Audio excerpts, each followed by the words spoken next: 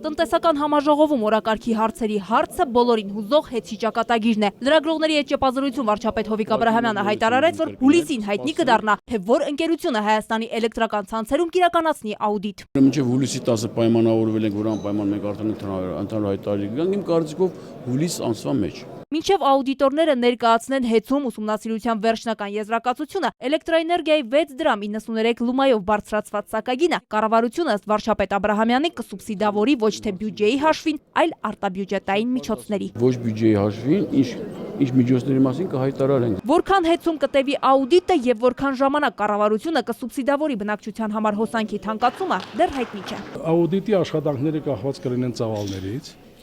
եւ կլինի 3 ամիս, 4 ամիս, 6 ամիս ծավալները ցույց կտա։ Հեծի հնարավոր ազգայնացման մասին խոսակցություններին կառավարությունը կարձագանքի աուդիտից հետո միայն։ Հայաստանի դեմոկրատական կուսակցության նախագահը էներգետիկայի նախարարից հետաքրքրվեց գազի սակագնի մասին։ Ինչու Ռուսաստանի որոշումը $25 Հայաստանի համար գազի սակագնի նվազեցումը սպառողները դեռ չեն զգում։ Դրա նպատակը հետեւյալն է՝ ծածկել այն վնասները, որոնք եղել են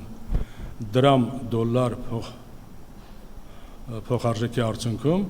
եւ որոշ ներդրումային ծրագրերի իրականացմանը։ Էներգետիկ ոլորտը առաջիկա 20 տարում կազատականացվի, իսկ տնտեսապես ամենաշահավետ աղբյուրով բնակչությանը ապահովելու համար մինչև 2027 թվականը կկառուցվի հայկական ատոմակայանի նոր էներգաբլոկը։ Ինչպես կրճատել աղքատության մակարդակը, վիճակագրական տվյալով 2013 թվականին աղքատությունը կազմում էր 32%, ծայրահեղ աղքատ է բնակչության 2.7%։ Աղքատության ռիսկը ամենաբարձրն է թոշակառուների շրջանում։ Դրա համար է նաև, որ սոցիալական պաշտպանության ոլորտին պետական բյուջեից հատկացվող գումարների 72% ուղղվում է կենսաթոշակներին։ Եվ եթե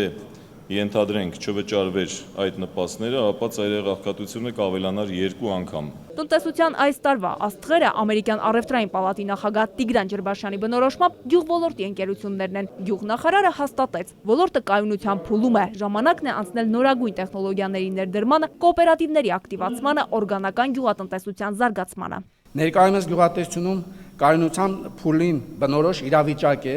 եւ մեր առաջիկա խնդիրն է զարգացման փուլին անցումը։ Տարին բերքառատ է գյուղոլորտի համար, այն հաջող է նաև արտահանման աճի հաշվին։ Այս տարի անցած տարվա համեմատ Հայաստանի թարմ գյուղմթերքի արտահանումը կիսով չափ ավելացել է։ Դա գյուղնախարարի խոսքով Եվրասիական տնտեսական միության շուկաներ արտահանման արդյունք է։ Լիլիթ Ասլանյան, Խաչատուր Եսայան, ժամը լրատվական։